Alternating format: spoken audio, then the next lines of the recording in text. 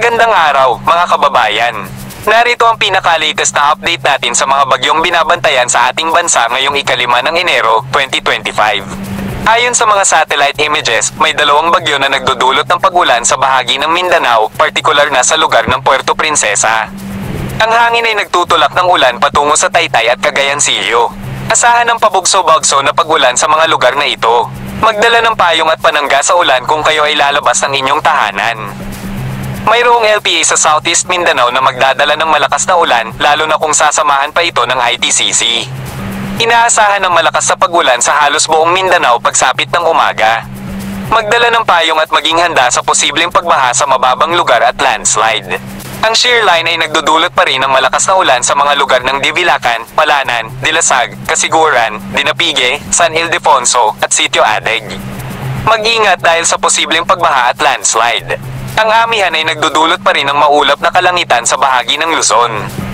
Ang ITCC ay nagdadala rin ng pag-ulan sa bahagi ng Mindanao. Maging updated sa mga bagong ulat. Mag-subscribe sa aming YouTube channel para sa mga regular na update. Laging maging handa sa mga posibleng sakuna. Tandaan, ang ulat na ito ay batay sa kasalukuyang impormasyon. Maaaring magbago ang lagay ng panahon. Maging alerto at sundin ang mga payo ng lokal na pamahalaan.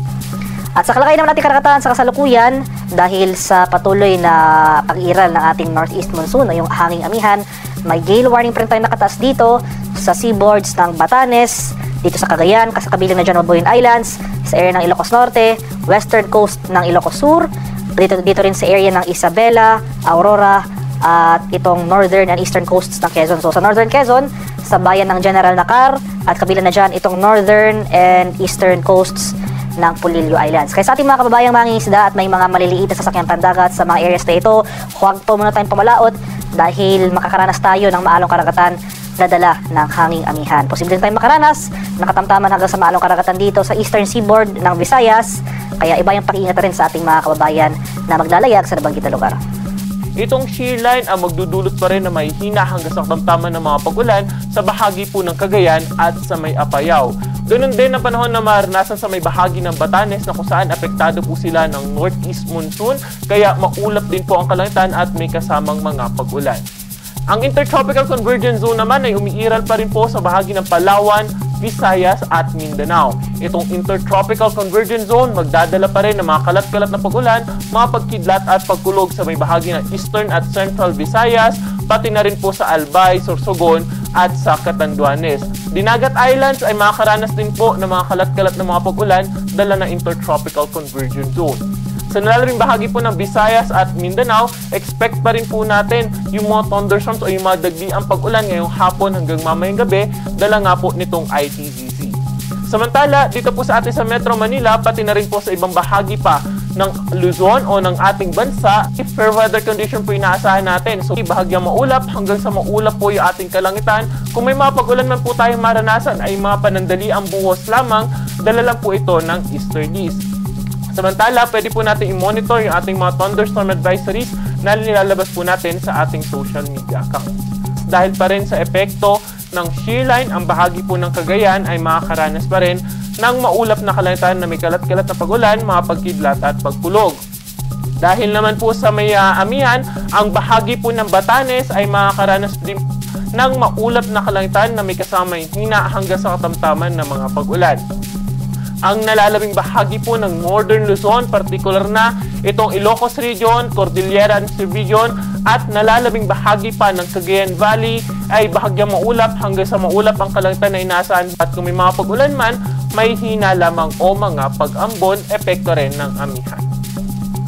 Dahil naman po sa Intertropical Convergence Zone, ang bahagi po ng Bicol Region ay makakaranas po ng mga kalat-kalat na pag-ulan, mga pagkidlat at pagkulog.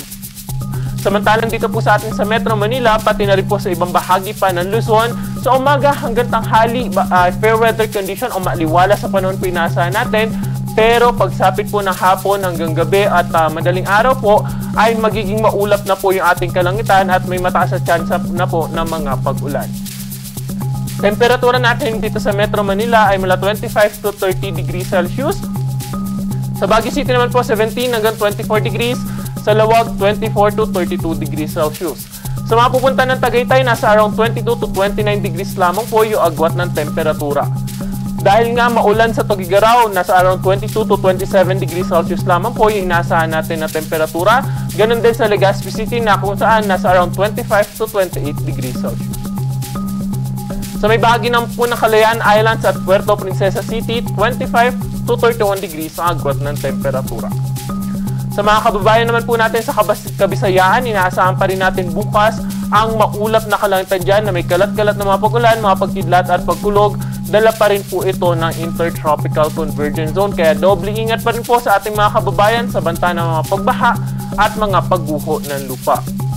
Temperatura natin bukas sa Metro Cebu ay nasa around 26 to 30 degrees Celsius, 25 to 31 degrees naman sa Iloilo at 24 to 29 degrees sa bahagi ng Tacloban City. Sa mga kababayan naman po natin sa Mindanao, partikular na sa may Caraga, Northern Mindanao at sa may Zamboanga Peninsula, bukas po maulap na kalangitan pa rin yung inaasahan natin dyan na may kalat-kalat na pag-ulan, mga pagkidlat at pagkulog, epekto pa rin ng Intertropical Convergence Zone. Pero sa nalalabing bahagi po ng Mindanao ay mataas lamang po ang chance ng mga thunderstorm sa hapon at gabi. Sa Cagayan de Oro, nasa around 24 to 30 degrees lamang yung agad ng temperatura, 25 to 32 degrees naman sa Metro Davao at ganun din sa bahagi ng Zamboanga City.